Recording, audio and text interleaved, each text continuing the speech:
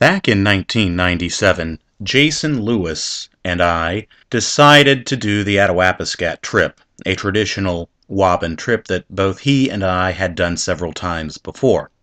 Having noted that, we decided that we would try to mix things up a little bit and get to the Otoskwin River by a little bit different way and do something that Wabun had not done before.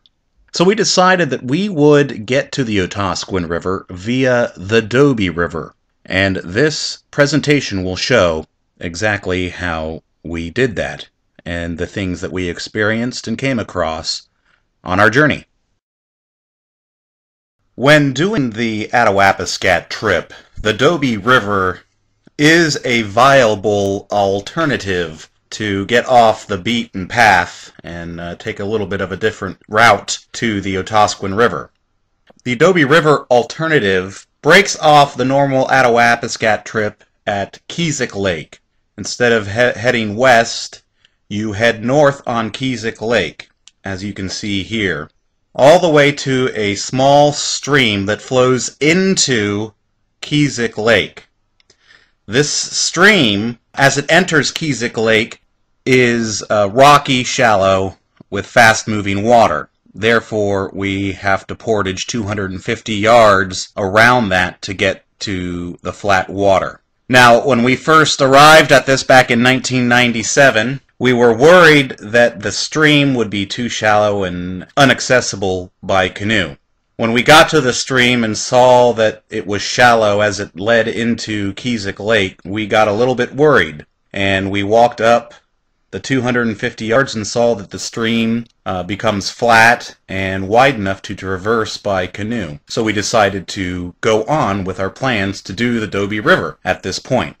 After that portage, the stream is fairly easily traversable. We were surprised, and happily surprised, to find this out.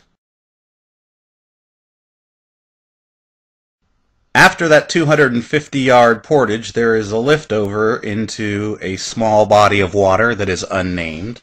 And as you continue upstream, you enter another small body of water. And after that, there is a shallow, rocky rapid that you have to portage around.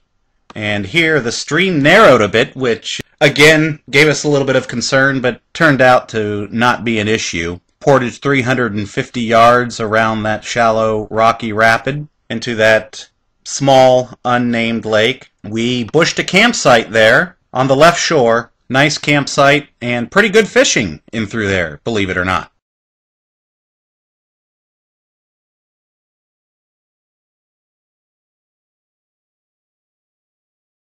Now, here is where the trip got interesting for us.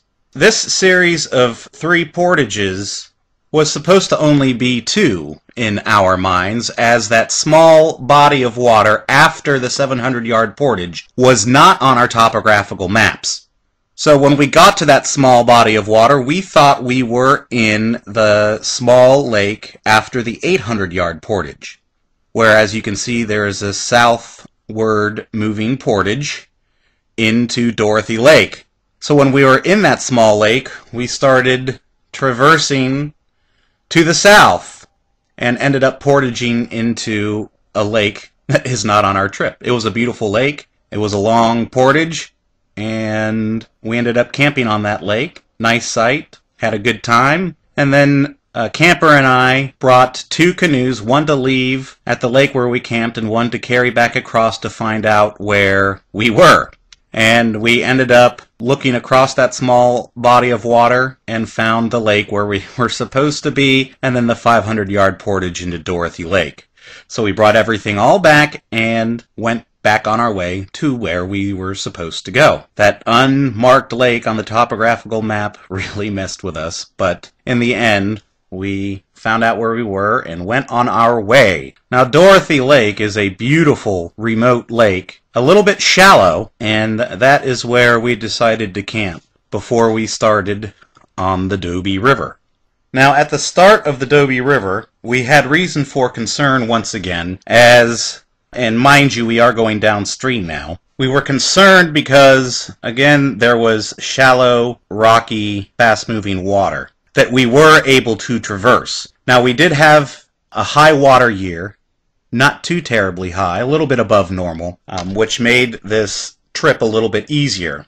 I think it would be doable in a low water year. However, I think the going would be a little bit more tough. And here we are, finally heading down the Dobie River. A nice little shot right there. And here at the Winter Road. There is not a campsite marked at this Winter Road, but if I recall correctly, we did camp near the Winter Road, either on the Winter Road or on that little offshoot that you see to the right. Now, after the Winter Road, there's a small falls. We portaged 200 yards on the left side of the river. And the Dobie River winds around into another small, unnamed lake.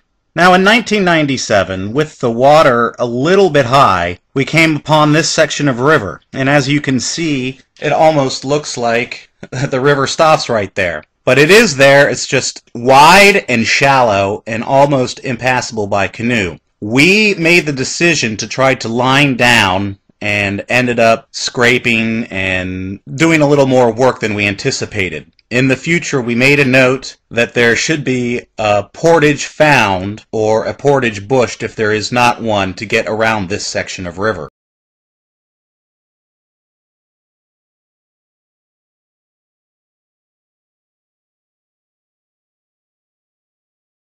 And here we have another portage around some rapids, 750 yards. Unfortunately, the satellite image is obstructed by cloud cover.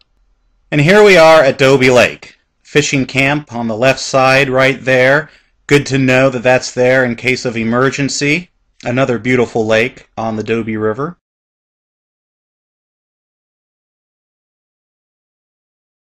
Now here on our topographical maps there is a portage marked. We did not have an issue with this. We shot straight through. Easy shot. And we were wondering why there was a portage marked there. Now another rapid right here, and just before you get to the rapid there's a nice campsite. Before you get to this body of water, another small unnamed lake. And where the stream narrows here, there's a pretty big drop. We had to portage 250 yards. On river left. Now here at this rapid, it says technical, and it kind of is. It's not very long, but what you have to do at this rapid, or what we did under our water conditions, was shoot through the center V of the rapid, then quickly get over to the left shore of the river to avoid a ledge, and then quickly get back to the right side and leave the rapid on river right. And here we paddle through Lecky Lake. Nice shot right after the lake. Another nice little shot, and just after a nice campsite.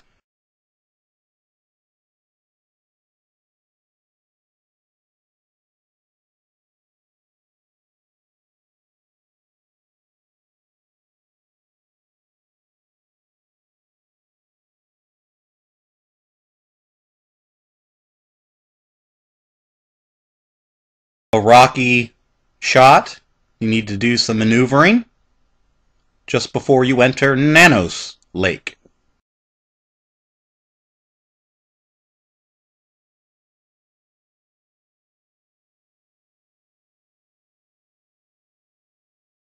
Shoot left shore just before you brush by Duchesne Lake.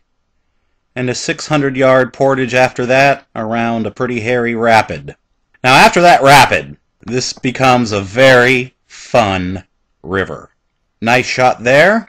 Now this rapid here that says shoot top with caution, you shoot the top and you have to eddy out on the left. And where you eddy out on the left before the ledge, there's some ledges down below, so you need to make sure you eddy out. There is a very nice campsite where we stayed.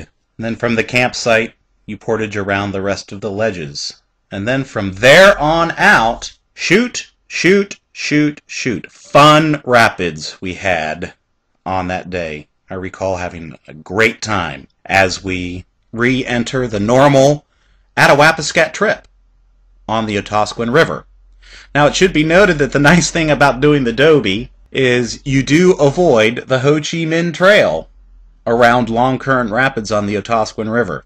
again, a viable alternative when you do the Attawapiskat trip. Now, it should also be noted that this cut off about 2 to 3 days off the trip, which gave us a little more time to explore further on down the Otoskwin and Attawapiskat rivers.